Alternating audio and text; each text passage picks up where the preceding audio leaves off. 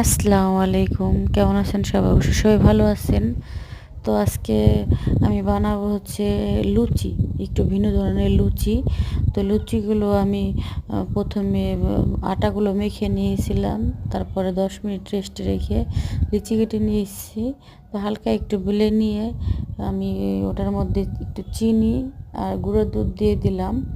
তারপরে এগুলো মুড়িয়ে নিব সুন্দর করে, মুখটা বন্ধ করে নিব।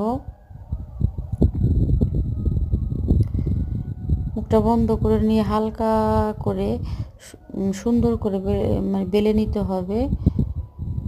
মুখটা যেন কোনোভাবে খোলা না থাকে, তাহলে চিনিটা দুধটা বের বের হয়ে যাবে।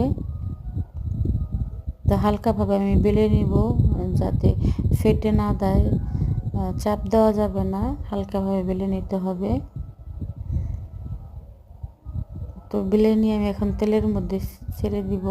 এভাবে লুচি বানিয়ে আপনারা বাচ্চাদেরকে দিতে পারেন, বাচ্চারা পছন্দ করবে। তাছাড়া আপনার চা, কফি, বিকালে যে কোনো নাস্তার সাথে বা হালুয়ার সাথে এগুলো কিন্তু খেতে এরকম অনেক ভালো লাগে।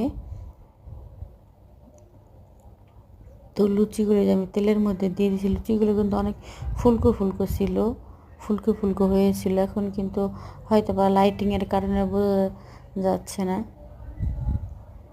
লুচিগুলো কিন্তু অনেক খেতে অনেক মজা ছিল এবং অনেক ফুলকো ফুলকো সফট ছিল। তো ভিডিওটি ভালো লাগলে অবশ্যই লাইক কমেন্ট শেয়ার করবেন, সাবস্ক্রাইব করবেন। এই দেখেন আমার লুচিগুলো কিন্তু অনেক ফুলকো ফুলকো ছিল।